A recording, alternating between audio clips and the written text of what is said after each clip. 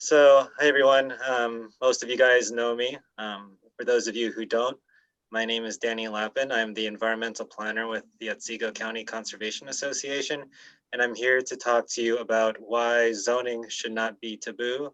I'd like your communities, after you've watched this webinar, to consider either changing your zoning ordinance, considering a possible update, or at least start being willing to start the conversation during a planning board meeting or a town board meeting or a city common council or village board of trustees meeting, whichever you see fit.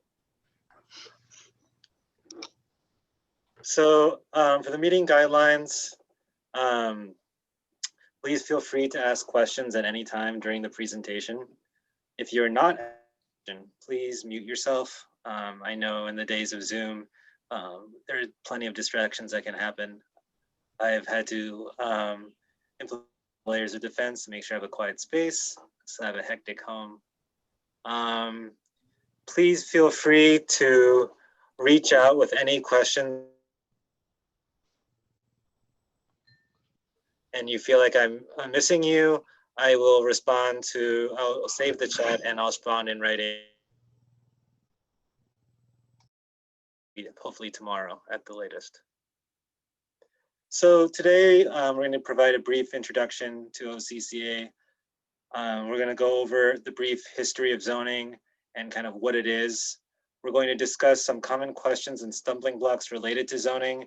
So hence the title, Why Zoning Shouldn't Be Taboo. We're going to discuss some of the controversial questions that arise with zoning, and I'll provide you with my opinion based on case law as to why, how to broach the conversation tacitly and openly and with, facts and different types of information to aid you.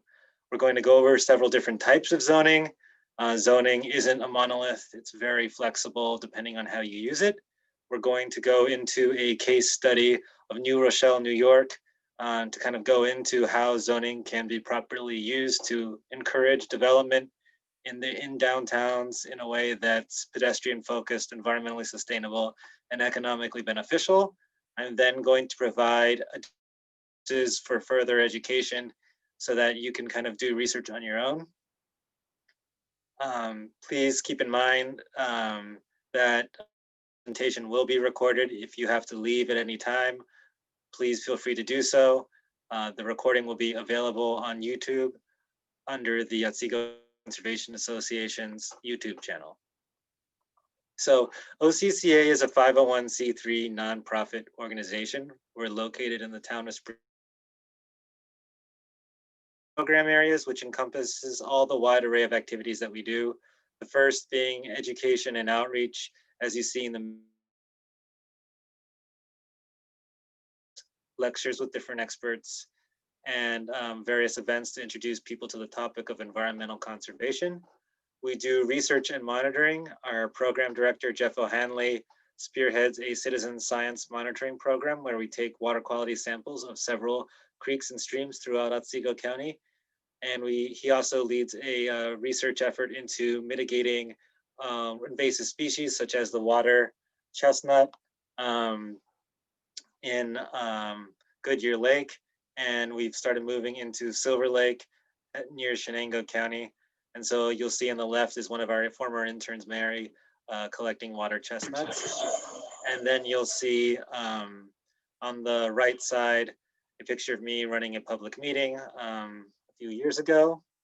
And I run the policy and planning realm of OCCA. We deal with everything ranging from community planning to environmental reviews to urban planning.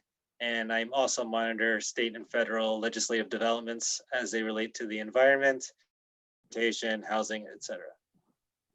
So I'm a nationally certified planner by the American Planning Association. I received my national certification in 2019. I was hired at OCCA in 2014, and I received my master's degree in environmental policy from Bard College, degree in environmental science from the University of California, Riverside. I really enjoyed my time at OCCA, and I continue very grateful for the opportunity to deliver this presentation. So I wanted to give a brief overview of zoning. The topic is bandied about quite a bit in the public space, although the level of knowledge as to what zoning is and how it can be used to promote strong communities it varies from person to person and from appointed official to appointed official. So zoning, in a nutshell, is an umbrella term that kind of encompasses a wide array of regulations. The zoning kind of defines what you can build, where you can build it, and what activities you can engage with on your property. Zoning usually deals with a lot of different common elements related to buildings. In particular, building elements in a zoning code include height, setback, how far from the property line your building can be, and lot coverage, how much of a given parcel can be used for building. And there's two key principles behind zoning codes. So a lot of concern related to zoning has to do with the ability of the municipality to control land use and how people utilize and interact with their properties. The key principle behind that authorizes this power of the local government has to do with police power. It involves the power of local governments to regulate the affairs of its citizens so long as the local government is protecting the public's health, safety, and general welfare. These topics have been interpreted broadly, but in a large sense, New York being a home rule state, municipalities have the ability to enact laws, rules, and regulations that kind of as those three key areas are met. The second, when we're even thinking about zoning, involves nuisance law. Nuisance law was kind of the catalyst or focusing event behind codes, in that people would express concern or complain about the activities one person was conducting that bothered them. For example, people could have a slaughterhouse that is right adjacent to a residential noxious, and they bother the property owners to no extent, and they usually would file a lawsuit. And the reason people had zoning was to make sure that stuff like that did not happen. So those are the two kind of legal principles that gave birth to zoning. According to an article in 1957, the first zoning ordinance was created in Modesto, California in 1885. This was a zoning ordinance intended to keep wash houses out of residential neighborhoods. It was, in essence, it was an approach to exclude those of Chinese or Asian descent from the more genteel areas of Modesto, which were predominantly white or Caucasian. New York City enacted the first comprehensive zoning code, which divided the city into districts and controlled building setbacks, heights, density, etc. And this code was established in 1916, and it was written by Edward Bassett. You'll see his name front and center, as New York City was one of the leaders in our country in developing zoning. The Herbert Hoover administration at a federal level enacted the State Standard Zoning Enabling Act in 1926. Municipalities and states the ability to create zoning laws so long as they were consistent with an adopted comprehensive plan. So it created a standard approach to how zoning laws are enacted, who reviews them, how appeals are heard, how decisions are to be carried out. So this has been around for 94 years or 95 years now, and there have been numerous legal challenges, and the core tenets of zoning have held, and I'm going to kind of get into those early legal challenges in a little bit. And so the first key legal challenge that relates to zoning are zoning codes constitutional? Are they an allowable use of police power? The short answer the longer answer being a little bit more complicated, is yes, they are. And the key case to be aware of is the Village of Euclid versus Ambler Realty Company. This took place in Ohio in the Village of Euclid.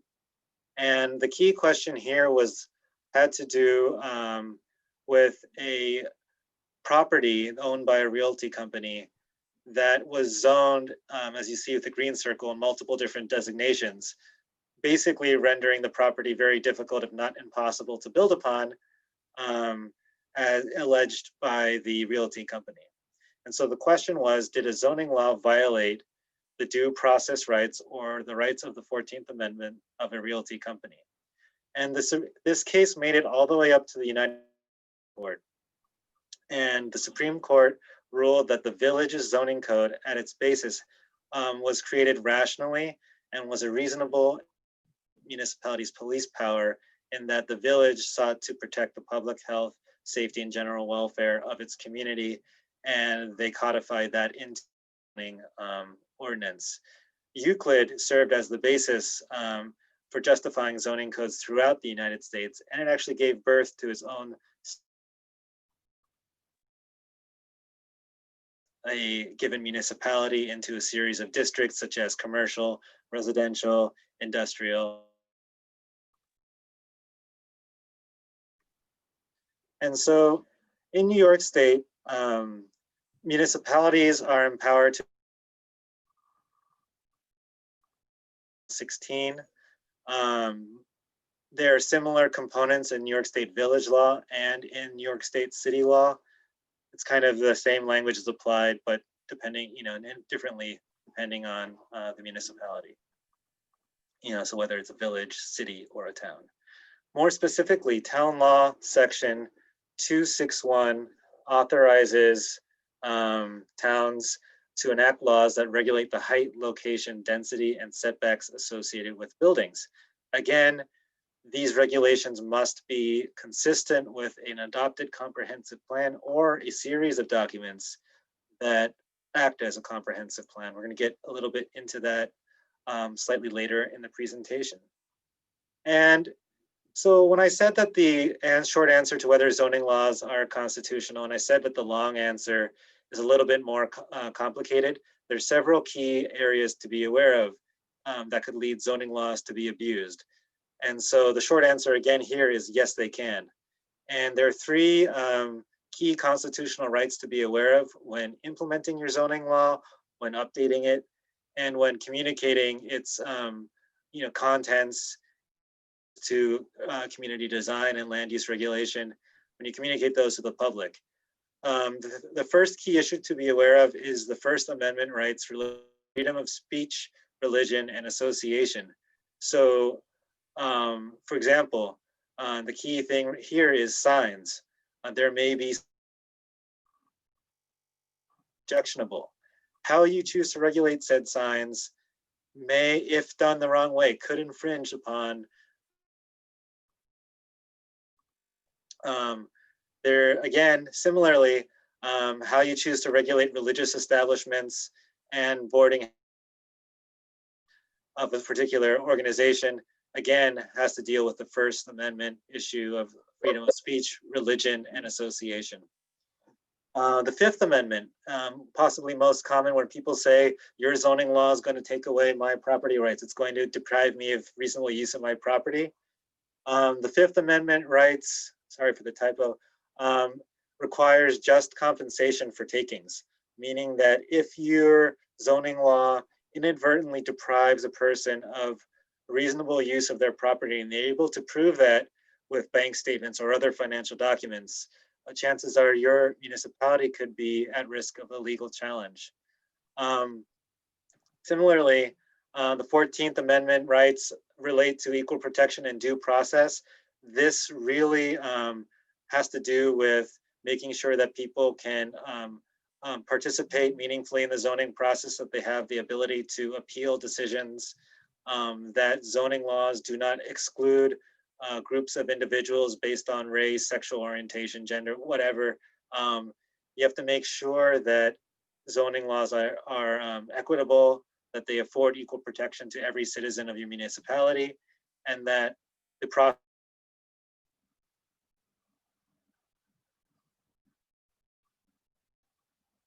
So I'll leave it at that, and I'll point out that You keep cutting out on me. with key planning cases related to Fifth and 14th Amendments. These are very important. There's a lot of websites which have key planning cases, but generally, if you're dealing with a controversial project, issues related to freedom of speech, takings, and due process will probably arise in some form or another, usually or site plan review process. And so a concrete example of this has to do with exclusionary zoning. Exclusionary zoning refers to zoning strategies or practices that effectively exclude a group of individuals protected from discrimination.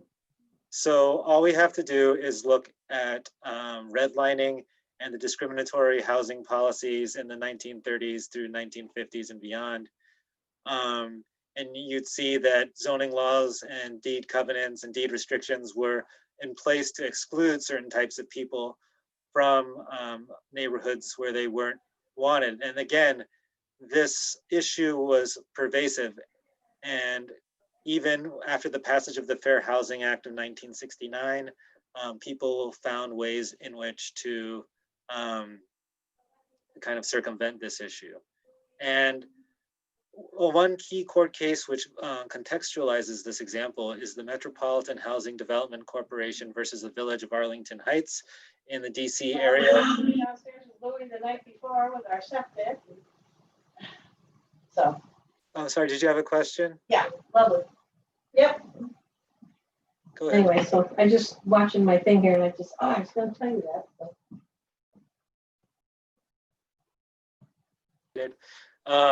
So this court case for exclusionary zoning codes to persist despite the Fair Housing Act, and the development project proposed in the DC area and the way it was set up excluded. No, anyway, so I'll let you go. From pass that along. From taking advantage of the housing development. Jenny, this is Maureen. It may be smart to invite everyone to mute. So yeah, if people who aren't speaking or presenting or asking a question, can you please mute yourself? If you need help muting, I can help you with that. So you'll see here, so going back to the court case, the housing development was created through a zoning process that excluded African-American people from living there. And the court kind of ruled that the zoning code was created rationally and fairly, and it did not violate the Fair Housing Act of 1969. And through this loophole came several housing developments and projects which created this economically stratified picture we see on the right side, where you'll see the highest 10% of the socioeconomic class in the Washington, D.C. area living on one side of D.C., and the people in the lowest 10% of the socioeconomic status living on the other. And that's kind of the outfall or result from exclusionary zoning practices, despite every effort by the city of Washington, D.C. to address that. And so this is something we have to pay attention to, is that a lot of older zoning ordinances may or may not have inadvertently created these economically stratified communities. And so when we think about creating new zoning codes, we have to be very conscious of avoiding the utilization of exclusionary zoning, and make sure that the mistakes of yesterday are repeated today. And so at a base level, zoning seeks to achieve the following things. Basically, those who enact zoning regulations want to place desired and synergistic land uses where they would be most beneficial.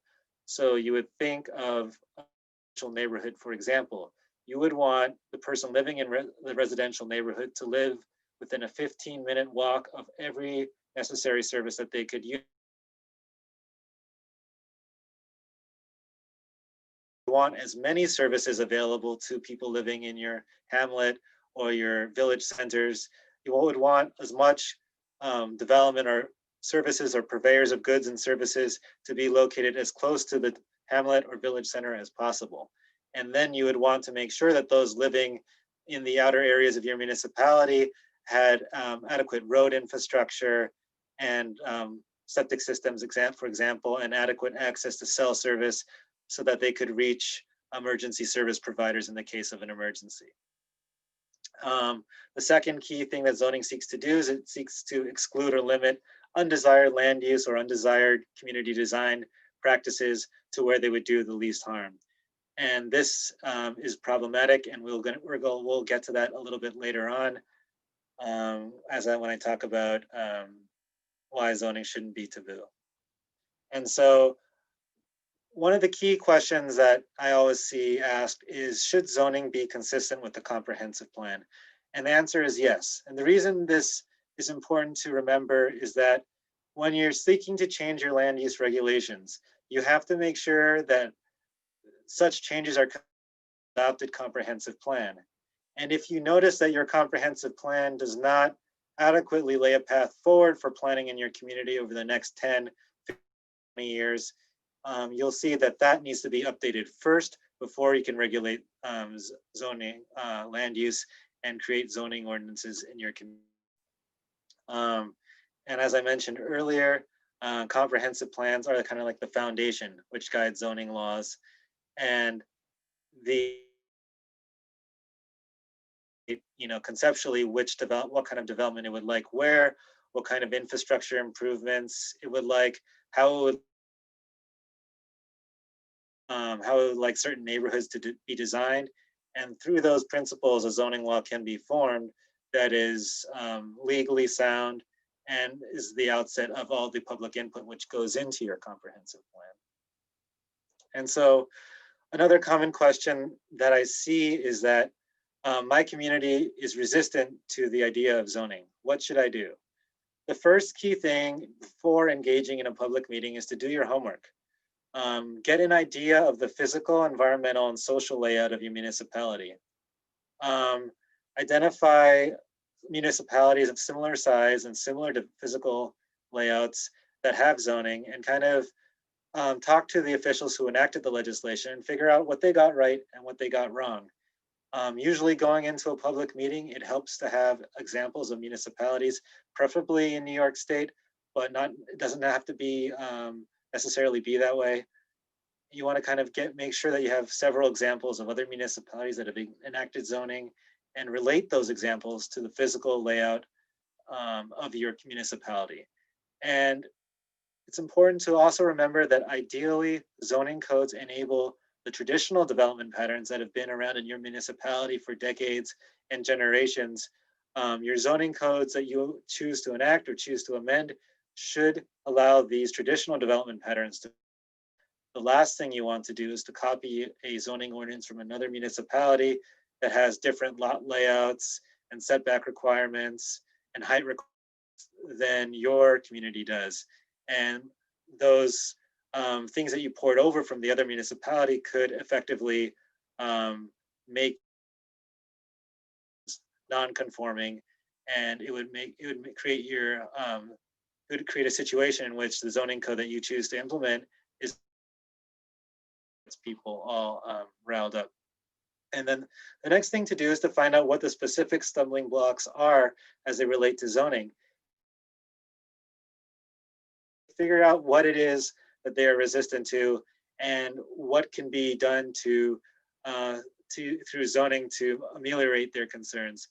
Some people could have legitimate concerns where a piece of a zoning code could adversely affect their business, and they may have some specific insight into their business that could help you design a zoning code that is more amenable and palatable. So for example, you could have a zoning code controlling sawmills. And if there's a sawmill in your community, you'd want to make sure that the owner of the sawmill provides input to make sure that the zoning laws and restrictions you place on them are not unduly restrictive and that have some level of compromise and consultation.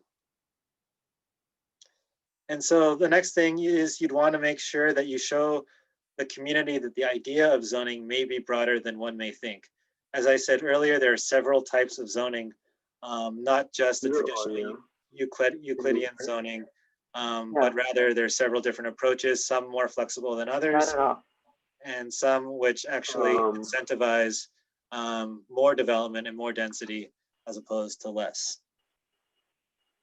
And so another key issue that comes up in your community.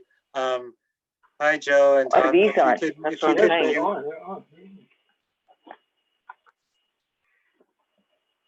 Can you hear now? No, um, now I can hear. okay, so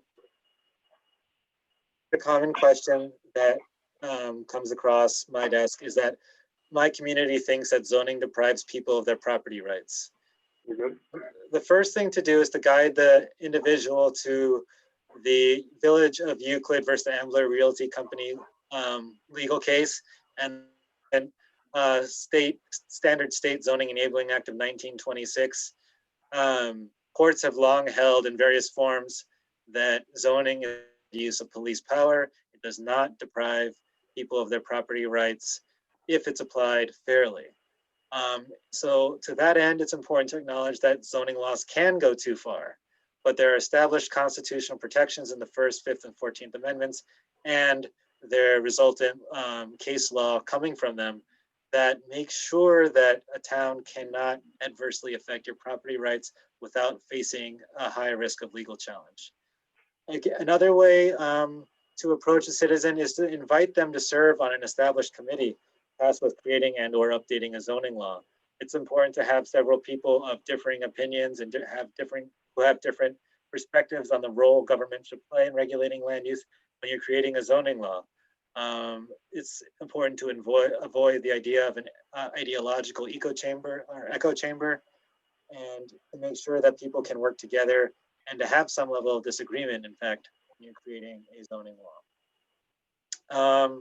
And so another key question to consider, a common stumbling block, is that you have a community who's really interested in creating a zoning law or setting one up or updating their existing one, but they have limited expertise, or maybe several members of their planning board just transitioned and there are several new members.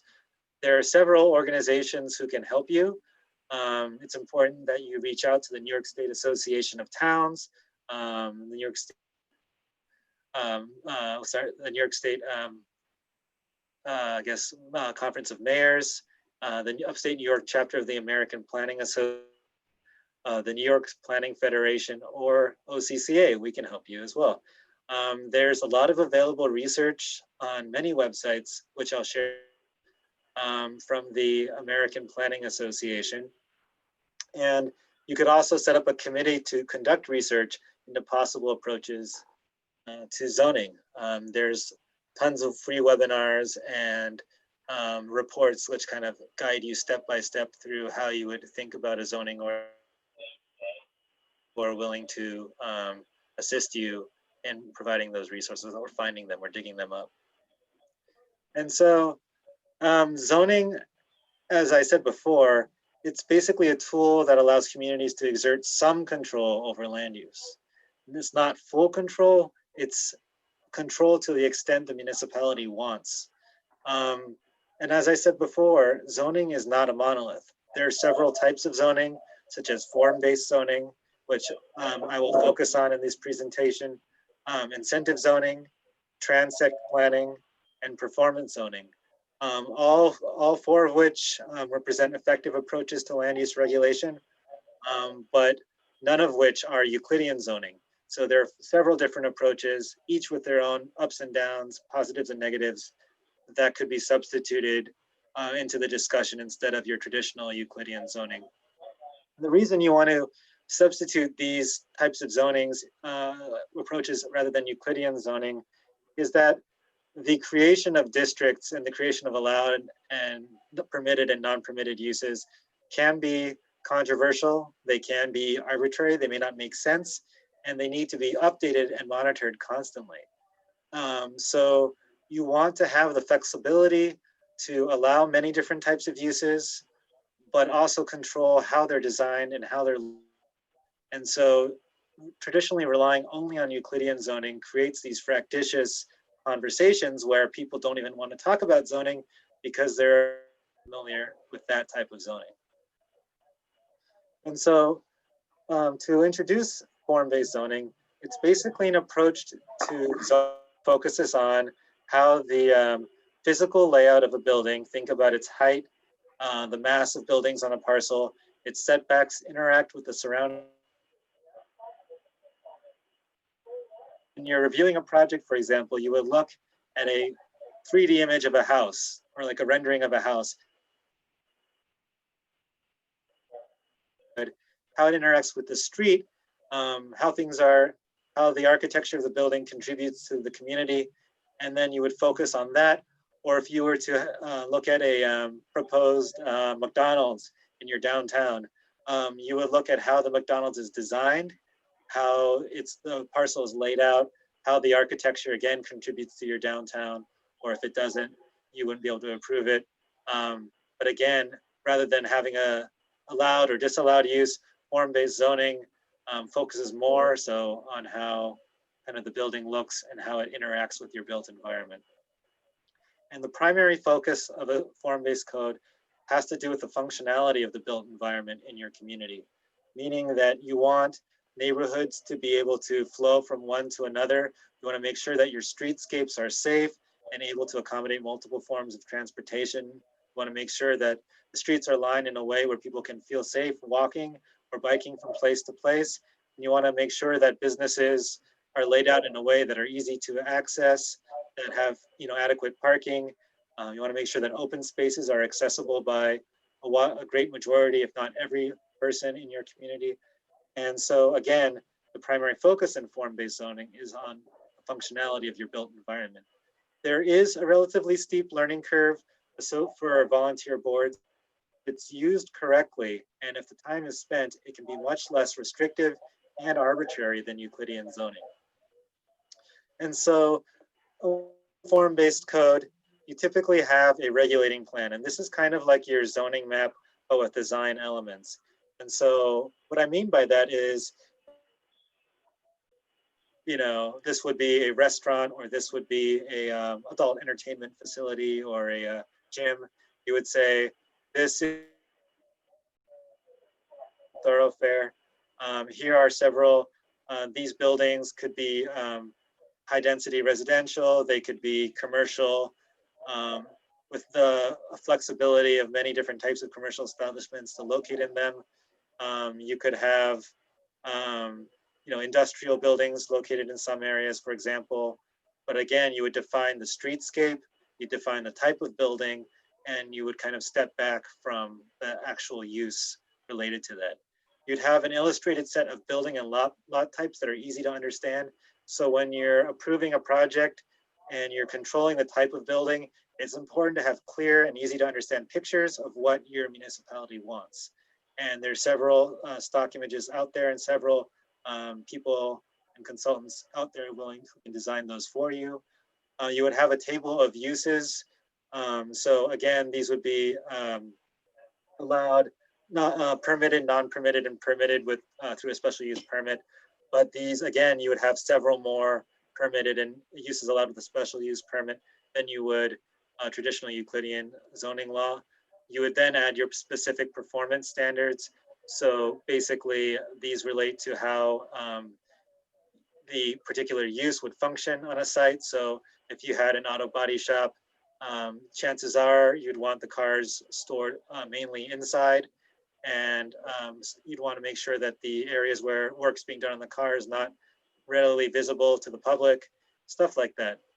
You would then contain, your form-based code would then contain dimensional standards, controlling the position on a building on a lot. So you'd want to make sure that like commercial properties open up to sidewalks on as many sides as the sidewalk touches. So you have a commercial property that's on a corner, you'd want to make sure that they have one door on either street that intersect with one another. And you'd want to make sure that the windows are aligned where that you can kind of see into it from ground level effectively. Design standards for your streets basically establishing requirements for that different types of streets have to meet. For example, in your residential neighborhood, in your commercial corridors, or like shopping center areas, for example. You then have open space, making sure that they're designed in a way that they're easily accessible by the public and can be utilized fairly, that streetscapes and other uses, buildings around them don't unduly shade them or obscure access from like sight lines, stuff like that. And then you'd want to have flexible parking standards. This means in some areas eliminating parking minimums, and in others allowing shared parking, for example. Parking standards are very kind of unspoken restriction on development. Usually you'll see a lot of buildings who have parking lots that are several times the size of the actual building itself. That adds substantial percentage to the development cost and actually chases people away in some regards. And I can provide more information on that if you would like. And so I'm not going to say that a form-based code works for every municipality. So the first question you should ask is, do you need one? And where would you need one if you had one? And so the way to accomplish that would be to use physical surveys where members of your planning board or volunteer citizens or people from county planning or whoever basically take measurements of the lots in the area you're thinking about putting up a form-based code. And they kind of look at how the lots are laid out. And then they kind of, from there, they propose a design charrette where you look at different types of buildings and how they would fit on those lots that you surveyed. And then from there, you would conduct a visual preference survey to figure out what the public thinks of the designs you're proposing, what they would like to see, what they would not like to see. And then you would kind of, from there, form an idea of what a form-based code would look like. And you could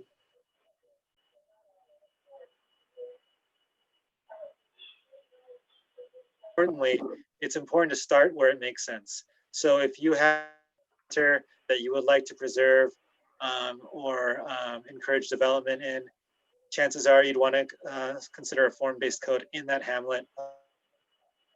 Have a village or town center, you'd want to consider form-based codes in an area, where it makes sense, where a lot of people are, where a lot of development has occurred. Or if there's a particular project and you have a zoning code as it is, or a site plan review law, you might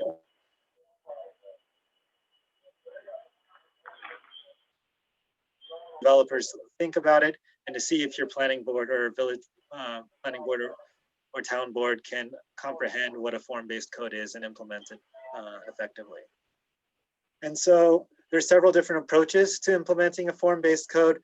The first, and kind of one of the first example I'll share with you is from Flagstaff, Arizona. They developed a form-based code in 2011, but they applied it where it made sense. They focused mainly on their walkable urban neighborhoods. These are areas with a high level of development, several historic structures, and a lot of pedestrian interaction with the built environment. So they need to design a community that fosters proper pedestrian interactions and encourage a sense of place, were those core areas. The outlying suburban areas of town relied on conventional Euclidean zoning, although the ideas of form-based zoning or form-based codes are moving farther and farther out from the center of Flag.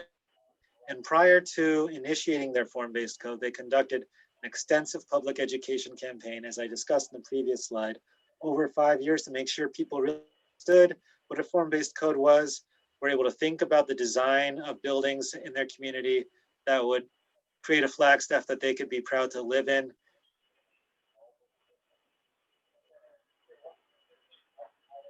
detail over several years.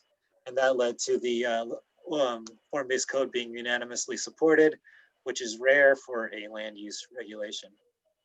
Another approach to form-based codes is to kind of take a form-based code light. And so an example of this would be the municipality of Davidson, North Carolina.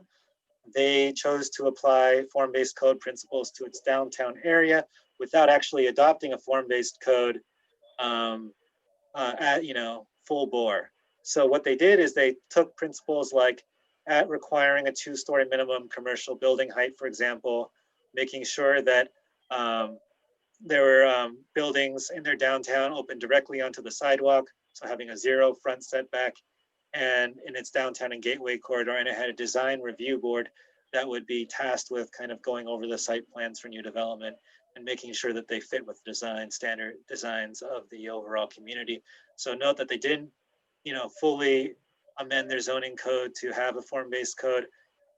They just chose to take the bits and pieces that they liked and plopped it into their traditional Euclidean zoning code. So they had a kind of half form-based code, half Euclidean zoning code kind of approach. And so Davidson also allowed a broad array of uses so as to not be overly restrictive.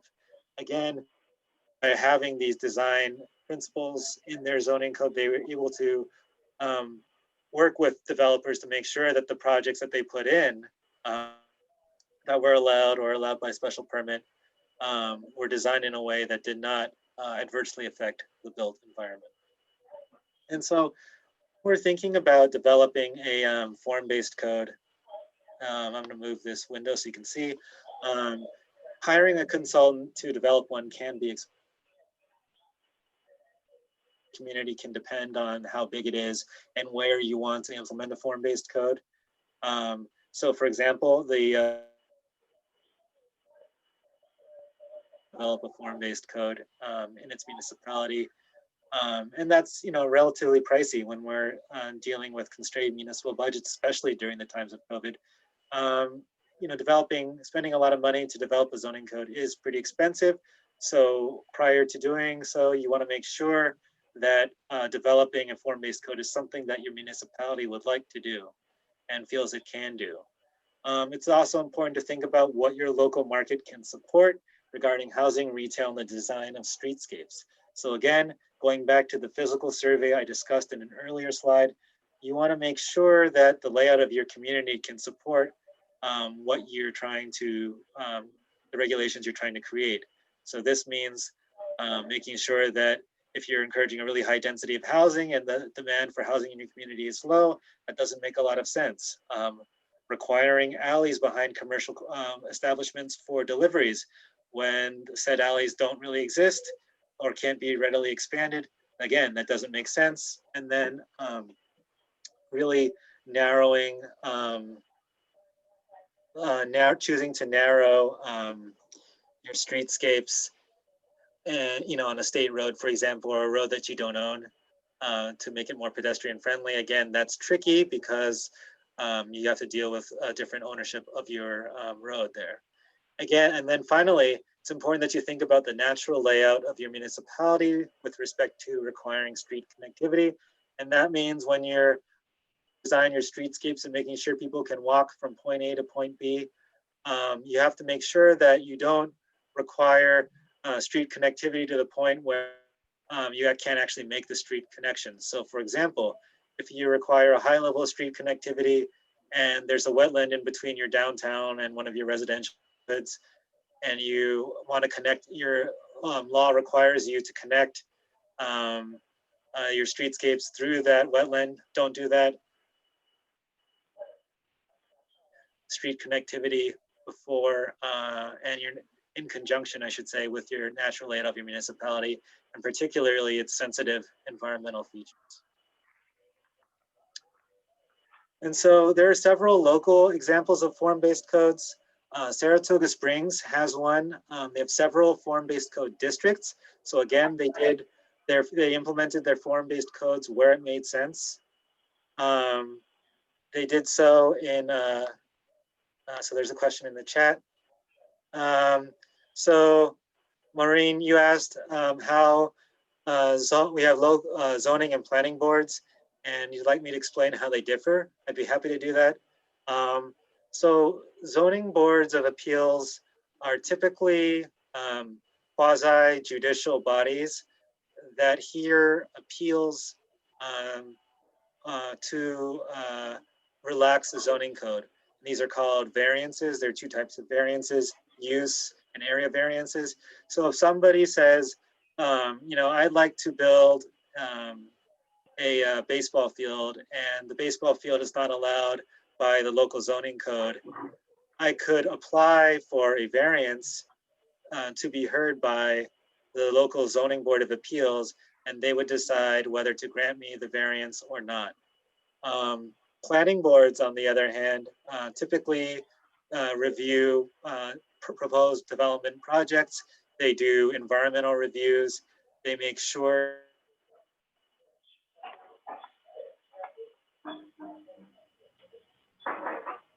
He this freezes. baseball field doesn't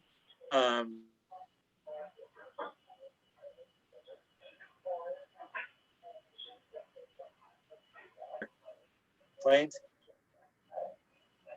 Board is a reviewing body, and the zoning board of appeals is a quasi-judicial body that hears appeals or requests for certain parts of a zoning law to be interpreted. Thank you. You're welcome. I- And so Saratoga Springs, majority of the town is still governed by several of their core districts and town centers and their downtown are regulated by form-based code. Again, the intent is to allow several different types of housing, commercial use, streetscape designs, and kind of pedestrian connectivity approaches that would traditionally be difficult to implement under Euclidean zoning. And right here in Oneonta, the city is in the process of creating a form-based code for its downtown. And this was a logical offshoot from its downtown revitalization initiative. The city's implementing a lot of new signage. They're putting in a lot of new wayfinding signs. They're renovating upper floor housing and are in the process of considering an artist loft project on the Deet Street lot right there in downtown Oneonta. So this form-based code is intended to kind of continue the momentum fostered by the Downtown Revitalization Initiative and put it into an approach to zoning that carries out the design principles that the DRI kind of sussed out from the public several years ago. So again, the city of Oneonta is governed by a Euclidean zoning approach, but since we got the DRI grant, they're mainly focusing on putting a form-based code where it makes sense. And so there's several resources on form-based zoning. It's pretty complicated. I could dedicate a whole presentation to this, but the best resource I could recommend to you is the Form-Based Code Institute. They are a nonprofit which trains municipalities on how to design and implement form-based code. They contain a compendium of almost every form-based code in the entire country, and they have a step-by-step guide.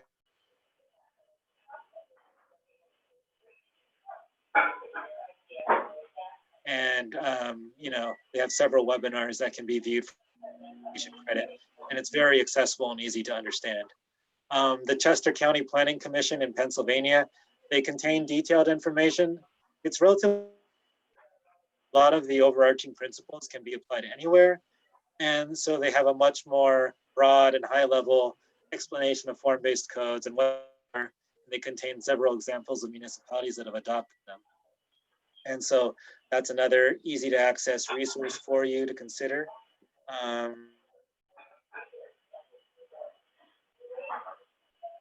And so when we talk about, in each municipality, we all want to create jobs. And one of the key concerns from developers is that the zoning code is overly restrictive. This type of zoning is intended to address that issue of being overly restrictive by providing carrots for developers. And this focuses on providing bonuses, usually in height, floor to area ratio, kind of dealing with lot coverage and density to developers in exchange for the provision of public goods. So if you have a developer who's interested in changing a historic barn into a wedding venue, and they want to add structures on the property that would make it more dense than would traditionally be permitted under the zoning code, you could allow them to do so, so long as they, maybe apply for state Register of Historic Places or on the National Register of Historic Places, for example. It's an effective tool for encouraging developers to also provide housing.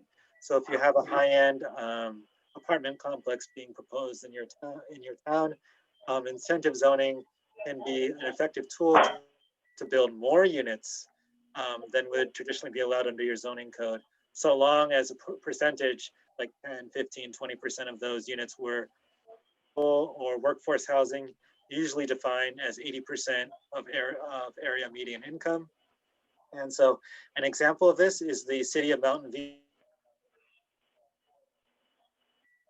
They have a main commercial corridor called El Camino Real. They created a precise plan, and they created to take advantage when building projects.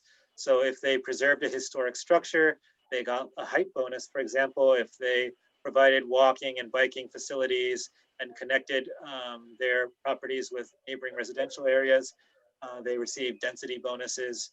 And so you can kind of get an idea of the precise plan and the incentives they offer in the following link, which I've included below. And so there are also several resources on incentive zoning. If your community is struggling with affordable housing, perhaps incentive zoning can help you. There's this great guide that is readily available titled Meeting Urban Design and Affordable Housing Objectives Through Incentive Zoning. I highly recommend looking at it. And Pace University has a long list of incentive zoning model legislation adopted from areas throughout the region.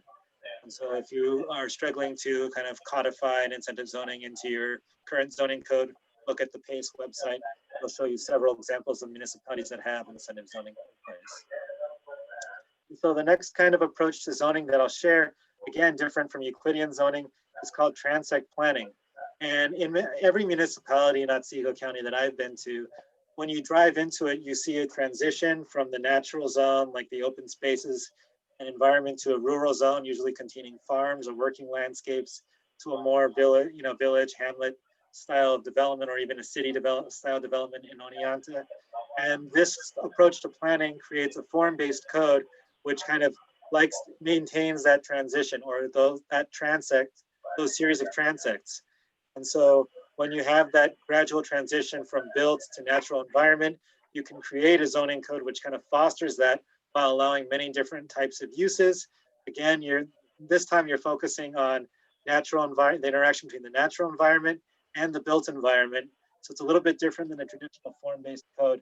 And so this can be, this type of zoning encourages walkable neighborhoods, mixed uses, and proximity to public transportation, and the conservation of open spaces. This is something that can be applied to an entire municipality as opposed to like a downtown or a village center. Again, this is a very important type of zoning to consider. There's a smart code that was developed by one of the best planning consultancy firms in the nation. It's Dwani, Plater, and Zybeck. They created this model legislation that can be ported to any municipality in the state or in the country. And their institute is basically the Center for Applied Transect Studies. They include all sorts of information on transect planning, how you can create zoning codes that follow those principles, and how you can integrate form-based codes into your transect plans. The city of St. Paul conducted several case studies that actually contain some principles of transect planning. And so they have easy to understand case studies that again apply to Minnesota, but whose governing principles can be ported over to New York. And last, performance zoning. This type of zoning is kind of like a beefed up site plan review. This zoning technique focuses less on use and more on how the building is designed and how it interacts with the site on which it's proposed. So a municipality could identify performance criteria such as proximity to wetlands, whether prime agricultural soils exist, whether prime vistas exist, whether it has adequate road frontage, and use those performance criteria to allow or disallow certain types of development. This serves as an effective guide for smart development practices with actually measurable standards. Several municipalities in Otsego County have performance standards already in their zoning code. The difference between those codes and this one would be that performance zoning would kind of apply, would kind of take center stage as opposed to the traditional Euclidean zoning, which divides a particular town into districts. You would more focus on use and the particular sites in which those uses are proposed when designing your code. And there are several different resources on performance zoning. There are some fact sheets and some more detailed resources. There's resources on how to incorporate performance standards into your regular zoning code. Again, some from Pennsylvania and some from New Hampshire, and a few from the West Coast, Puget Sound being in Washington State.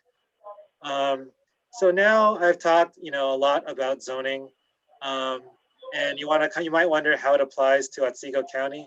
According to the Otsego County Planning Department, only 62% of municipalities have an adopted zoning law as of 2011. And a majority of those zoning codes are Euclidean, meaning that towns are divided into districts based on permitted uses. And many of those zoning ordinances haven't been updated in quite some time. So it's really important to kind of take a look at your municipality's zoning code and figure out when it was updated and whether it still applies to the current situation in your town. So in the picture I've shared with you, you have the city of Oneonta's zoning map, and you see it's Euclidean in nature. Each area of the city is divided into specific districts, which have specific allowed and not allowed uses. Again, there's been discussion about having a form-based code. The reason being is that people in the city are starting to think that it may be better to allow some more flexibility into how the city zones, and to be less restrictive and less kind of arbitrary in what's allowed where and why. So again, majority of the towns in Otsego County have Euclidean zoning approaches, although it is my goal eventually for that to change. So when you talk about changing your zoning code in Otsego County, it's important to recognize that only one municipality has full-time planning staff in Otsego County, and that's the city of Oneonta. Their code enforcer carries out a majority of the planning activities. A majority of the planning and zoning boards of appeals are staffed by volunteers. These are volunteers that transition on and off the board every couple of years. And so, the level of expertise varies by municipality. Some planning boards have a lot, whereas some are new. And it's important when you're talking about changing your zoning code to make sure that every municipality has the resources they feel that they need to approach zoning knowledgeably. And many of the zoning laws, as I stated before, are in need of an update. Some zoning codes I've come across are from the 1970s. Some are from the 1990s, many of which don't apply to development principles that are out of date and actually restrict development inadvertently and unnecessarily. And so I wanted to focus, kind of put everything I've discussed into context with respect to zoning and why it's important and why it shouldn't be taboo. And I wanted to focus on the city of New Rochelle. There's a great case study, which I pulled this data from. It's on smartgrowthamerica.org. It goes in detail about how the city of New Rochelle went from a traditional zoning approach to implementing a form-based code in its downtown. So I'll just jump right in. The city of New Rochelle is located about 25 minutes by train from New York City, and making it a suburb. It has a population of just under 80,000, and it faces a lot of the challenges that we face even in Otsego County, mainly being a stagnating downtown that had a downturn between the early 1990s and 2000s through the fiscal crisis. In 2015, the city of New Rochelle partnered with Renaissance Downtowns and RDXR Realty in 2015 to create a form-based code. And so it created an optional form-based code that applies to its entire 275-acre downtown area. This means that certain developers could choose to follow the form-based code or not, although they were very much encouraged to follow it. The code was called the Downtown Overlay Zone. So what this was like a different type of approach to zoning called an overlay zoning, where you would have an existing set of zoning regulations for the downtown, and then you would place another set of zoning regulations on top of that, the goal of which being to be slightly more restrictive in what can be built and where and why, and you particularly apply overlay zoning to really sensitive environmental areas or areas in which you really want development to occur in a controlled and orderly manner. And so the goal of adopting this form-based code was to permit over 12 million square feet of new development, including over 2 million square feet of office space, 1 million square feet of retail, 6,370 housing units, and over 1,200 hotel rooms. And so again, this code being optional, it had several special features that attracted developers to follow the principles of a form-based code. So the first being a community benefit bonus. So developers were given a height bonus, meaning that they could build taller than what was allowed for preserving historical features or making payments to a community benefit fund. So you see in the picture here, this is a 73 unit artist loft that was allowed to be a little bit taller than was permitted, largely because they complied with certain historical preservation practices. The form-based code had a affordable housing requirement where developers were required to provide 10% of the residential square footage. Notice that it's not a number of units, a percentage of the square footage of the property at 80% of area median income.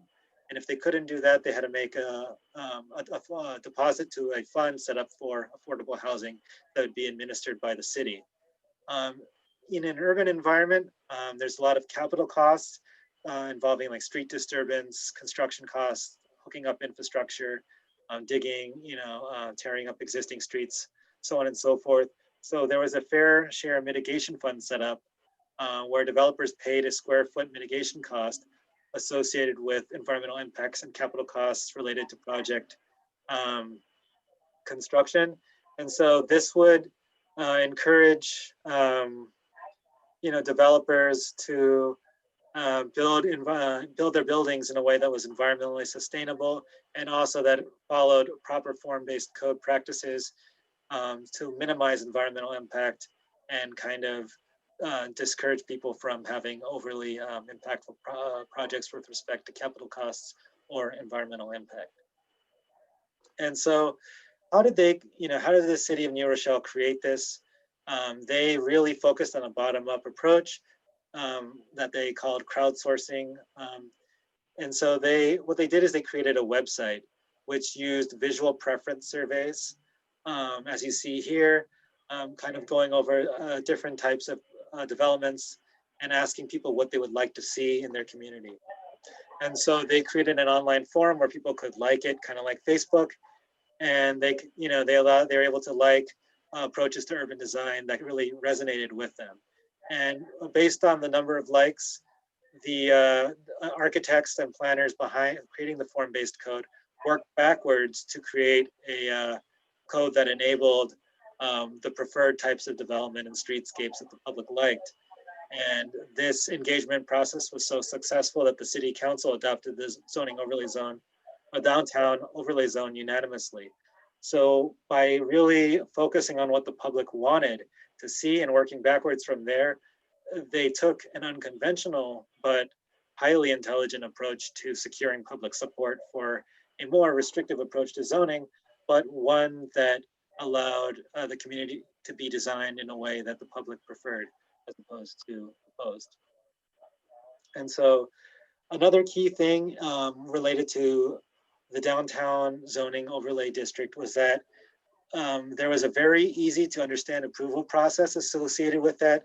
The steps were clearly identified so that the public or interested people who had questions about a project, so that they could ask questions and understand what they needed to do, and that they could submit the required materials to the planning board and design review board, and didn't need to go back for a lot of revision. And so most approval processes in New Rochelle related to the downtown zoning overlay district took place within 60 to 90 days. The code overall focuses on creating pedestrian-oriented streets. It really doesn't focus on use so much as the location and type of street that the use is located on. And to kind of put the proof in the pudding about how easy it is to understand and how fast the approval process can be conducted. Between 2015 and 2019, 31 projects have been approved and 11 have broken ground. And for those of you who've been in the field of planning, know that it can take a long time to get a project across. So this number is quite impressive, particularly as it relates to a form-based code. And so I kind of wanted to touch on some additional resources. I just threw a tidal wave of information at you. I don't expect you to know everything right off the bat, but what I will leave you with is a guide for general discussions on planning. You'll see that there's several websites with articles that describe approaches to planning in a very digestible and narrative way. It's not super technical. Some of them even have podcasts that you can listen to in the car. The Form-Based Code Institute I shared earlier, but again, I cannot stress enough how important that website is and that organization is to creating a strong zoning code from scratch, particularly form-based codes. There's several books that I'd recommend, or a couple. One is Rural by Design by Randall Arendt. It has so many pictures about how rural planning can be conducted, how communities can be designed to protect farmland, how town centers can be designed to encourage pedestrian circulation and encourage more housing. And then Building and Dwelling by Richard Sennett, which really talks about how people interact with their built environment. I think it's really informative and will kind of give you more insight into what a zoning law would look like once it's done and what you're actually trying to achieve by implementing a zoning code. There are several organizations that provide continuing education credit, some of which charge and others don't. The New York Planning Federation is local. I highly recommend checking out their webinars. APA Learn and Planetizen courses are both national entities. They have pay-to-play webinars, but these webinars are extremely high quality and can provide AICP continuing education credit for those interested. They have courses on every conceivable topic of planning. Each one is about an hour long. It's very digestible. And again, if your municipality has budgets in place for continuing education, purchasing several of these webinars would be a pretty cost-effective way, especially during COVID, to keep your planning board or zoning board of appeals up to date. And so we also can help with creating zoning codes. We have a circuit rider planner program, which provides a 50-50 cost allocation between the given municipality and OCCA. We offer a series of other trainings, many of which are on our YouTube channel, which you can check out. We can provide training specific to your municipality as it relates to zoning or comprehensive environmental review. My contact information will be listed later on in the presentation. And with that said, I'd be happy to answer you might have.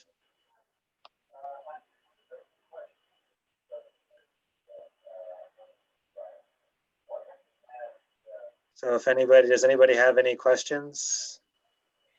Danny, Maureen Murray here. I have a question, and in my asking it, I know it'll demonstrate my naivete. I imagine that I'm buying a house in some municipality.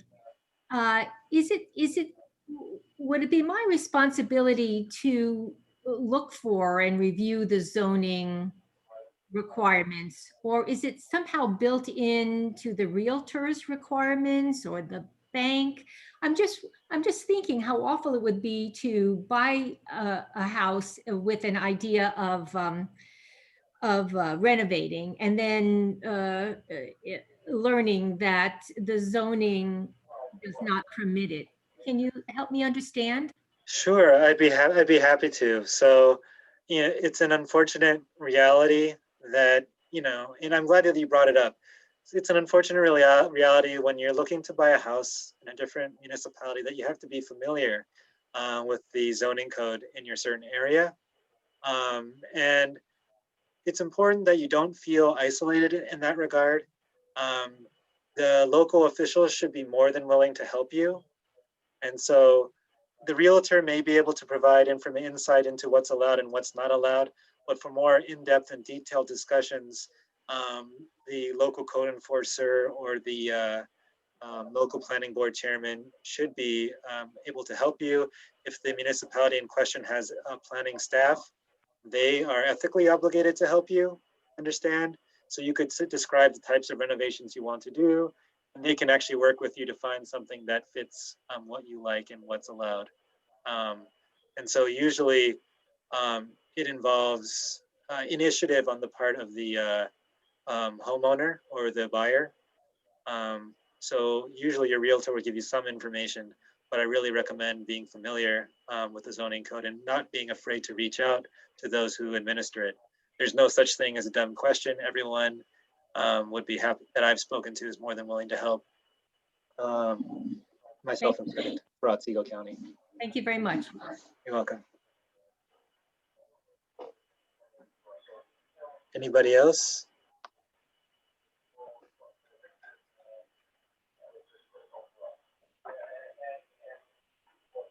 I have something to share.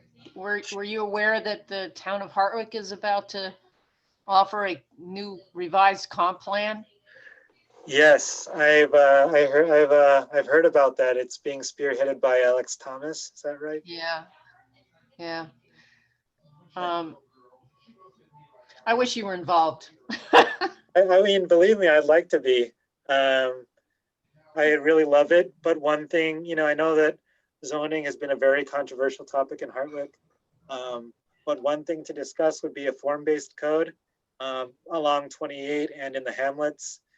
That doesn't really restrict use, but it really restricts how buildings are designed. So you kind of want things to look a certain way. Yeah. And again, there's several approaches to doing it. You don't everywhere. It's really, so it doesn't really control, what you can build per se. It's more of like how it looks. And so it's actually much more flexible than a traditional zoning code. Mm-hmm. I'm sorry, I've got to run. My dinner's ready, but Okay. we'll see what happens. I have another question, Maureen Murray here. If I understood you correctly, then zoning really emerges only out, in an ideal way, only out of a comprehensive plan for a municipality, correct? That's correct, because the comprehensive plan defines the ideological landscape in which the zoning law is discussed. Okay. Right. So your comprehensive plan says we want more affordable housing. Your zoning law will have to encourage that somehow. Okay. Okay.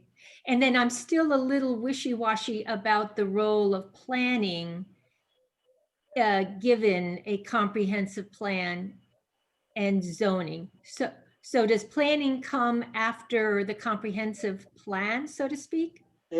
Planning, when you actually approach planning as a whole, it should be done before you have a comprehensive plan and while you create it, and then after. So when you have a comprehensive plan, you kind of define like the objectives that your community wants to achieve. And so once you've defined the objectives, you need to create a plan to achieve them. And one tool to achieving them is the implementation of a zoning ordinance. Okay. There's several other ones too. But usually when you set a goal, you need the kind of an approach to getting one, achieving the goal. Yeah. And so Okay. that's kind of where planning, that's kind of where, my role functions is I help you figure out how to achieve the goal and how to design your community in a way that, achieves as many of them as possible. Okay. Thank you. You're welcome. And Connie Tedesco asked a question. She said, is there a correlation between real estate prices and zoning in the various towns of Otsego? The answer is yes. It hasn't been proven quantitatively, I should add. But in a lot of areas throughout the country, restrictive zoning codes, they do drive up real estate prices. So you could look in Oneonta, for example, where you have a artificially high housing market, due in part to many factors, but zoning does play a role by not allowing multiple types of housing, multiple levels of density all throughout the city. Zoning could, inadvertently drive up property costs.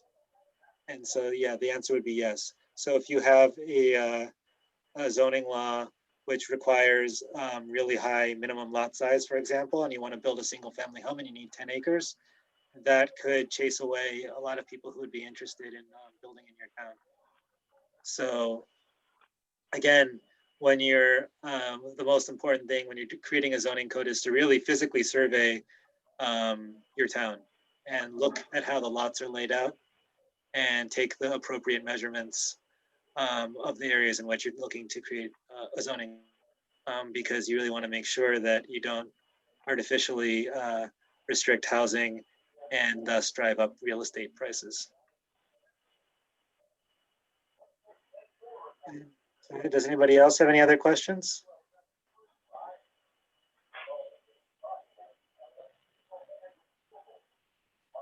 All right. If you have any further questions that you haven't thought of yet, please email me, planner@occainfo.org. If you see areas that could be improved in the presentation, please share your feedback with me as well. Don't hold back. With that said, I'd like to thank everybody for taking time out of their Tuesday to attend this presentation. It will be on our YouTube channel, hopefully within the next couple of days for those of you who came in during the middle and want to catch the rest of the presentation. If you'd like me to send you a copy of the presentation, please email me. I'd be happy to share it with you. And if you need links to any of the books or resources that I forgot to provide, please let me know and I'll give them to you as well. Thank you so much. And I hope everybody has a wonderful evening. And I'm going to stop sharing and end the meeting.